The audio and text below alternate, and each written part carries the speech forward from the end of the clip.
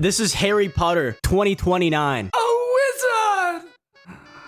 Oh! There's this game coming out, and it's the most realistic game ever. Late last year, this video took the gaming world by storm. What you're watching now is not real footage, it's a game designed to look like a body cam. I really want to play was this. released by its developer, Alexandre Spindler, and instantly it went viral. And I think it's pretty obvious why. This game at a glance looks almost completely real.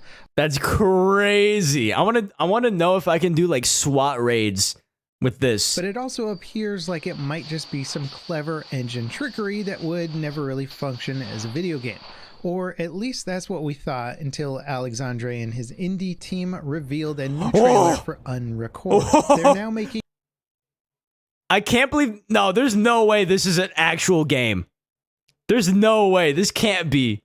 If it is, I'm pre-ordering it because this is insane. A story-driven Unreal Engine 5... Oh my god, this is actually the game. This is actually the game. Single-player FPS where you play as a tactical police officer trying to solve a complex case told from the perspective of your body cam. Oh, if they added horror? Extend beyond just shooting bad guys to a multi-choice dialogue system and I would freak out. Set of characters. Now, obviously, the interest in this game stems from its presentation. It's doing Get him, boy! He's running. Things to help convince your brain that what you're watching isn't a game, including techniques like face blurring on characters. And today, I want to take a deeper look at some of these things and try to break down what makes Unrecord so realistic and also how it's gonna play. Some of the tricks appear obvious to me while... Dude, if they made this in VR, but not only VR, if they added like jump scares and like a horror aspect to it, I would be freaking out of my mind, dude. I will be sweating bullets the entire time. My shirt will look like I ran a 5K marathon after I played this game. While others are much more subtle. Now, one of the first things that stood out to me as just being exceptional is the animation. All of the weapon manipulation, see, I'm watching Live Leak again. Gestures and third-person character animations look extremely real. And the crazy thing is, an animator working on Unrecord, Milton Hort, said that the weapon and hand animations are actually hand-keyed as opposed to being motion captured. Building these animations from the ground up is no simple task. And dude, looking at the rest of Milton's demo reels, it's clear that he has a talent for this specific type of look. His Mark 18 Glock demo reel looks like it was setting the groundwork for more realistic weapon animations. There's an incredible timing to each action, some shakiness to the movement, and you can even see the momentum of the weapon having an effect on the actual stability. It makes it so much more realistic. May not be desirable in your typical multiplayer shooter, as it could be distracting or make it harder to actually scale the animation speed and likely require a lot more work per weapon to implement. Just looking at the latest Call of Duty game, videos of the reloads have impressed viewers to the tune of billions of views. And the COD animations are extremely impressive, but Call of Duty is a game where gunplay has to take precedent over the presentation in many aspects. So while the animations from Modern Warfare 2 do look realistic sort of outside of combat when just it's still like arcadey feeling and like looking. Like it still looks like an arcade shooter. Like it looks like a game.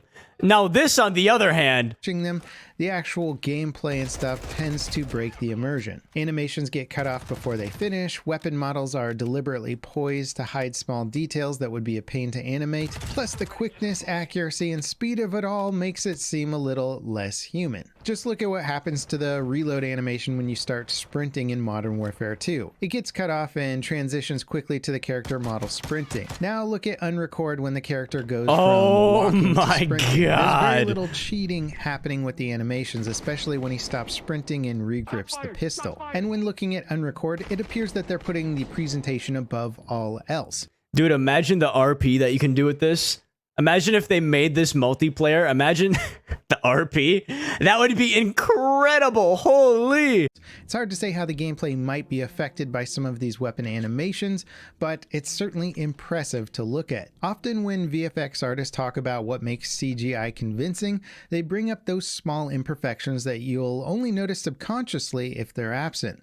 The pores on your skin stretching when you smile, muzzle flashes being a light source instead of overlaid in post, adding adding imperfections in the compositing process like smoke or camera shake, and all these things when combined together create convincing visual effects, and it's very clear that the devs making Unrecord know what they're doing. To me, one of the more obvious examples of the imperfections being added to the animation is just how much the secondary movement the character arms make as they move. The gun isn't just locked into the center of the screen. It wobbles around like it would if you were to move in real life. This is Dude, literally the games of the future. The games of the future are going to be like this. This is Harry Potter 2029. something that a lot of modern FPS games do, but they only go so far because in a multiplayer FPS, your gun model has to represent where it's being aimed as much as possible. And the other aspect of the animation that stands out is just how many unique animations there are on the trailer. And while I'm sure a bunch of it is recycled animations being used multiple times, the addition of that secondary motion caused by the character moving hides a lot of that repetition incredibly well. To me, the only time the animation really sort of breaks down or looks too repetitive is when the character kicks a door open and when he takes his hand off the gun and the finger sort of stale curled up like an action figure's hand. Outside of those two moments, there's very little going on to actually pull you out of the realism. Now, the enemies seen in the trailer are shown in glimpses, or rather flashes of action, so it's hard to see how they react in detail to gunshots since the whole screen goes kind of crazy during gunfire. But the way that they interact with the environment after being shot does sell the animations really well. However, at the end of the trailer, when the character has his hands up in the surrender pose, things fall apart just a little. His shirt doesn't crease or ripple the way that you might expect it to in real life, and there's some jumpiness between his standing and falling animation states. But yeah, but this is like a trailer though. It's not like the full-fledged, like, polished deal. None of that is stuff that couldn't be improved on, nor does it stick out massively. You also completely forget about it when the entire room explodes. Now, certainly a big cheat that the devs are employing is censoring faces. Like I mentioned earlier about the subtle details of VFX, there's nothing harder to make look real than a human face. It's the thing that we spend our entire lives staring at in the mirror. So taking advantage That's such of a the smart body cam idea. thing and censoring the suspects' faces is a brilliant move by the devs. That is It so basically ensures smart. that they only have to worry about facial animations when they can do them convincingly. That's probably going to save them a ton of time in the development, letting them focus on stuff that they can't hide, like all of those weapon animations. But what do you guys think? Is this new body cam technique going to be a neat one-off, or do you think it's going to kick off a whole wave of body cam shaky shooters? I feel like this is the start of a whole new wave. This is not going to be a one-off. I feel like there's so much potential here for so many different types of games, especially horror. The horror scene, and with like how realistic everything looks here, it is just waiting to happen. It's just waiting to happen. It's going to happen, but I just can't wait to see how everything turns out. I will definitely give this a try when it comes out too.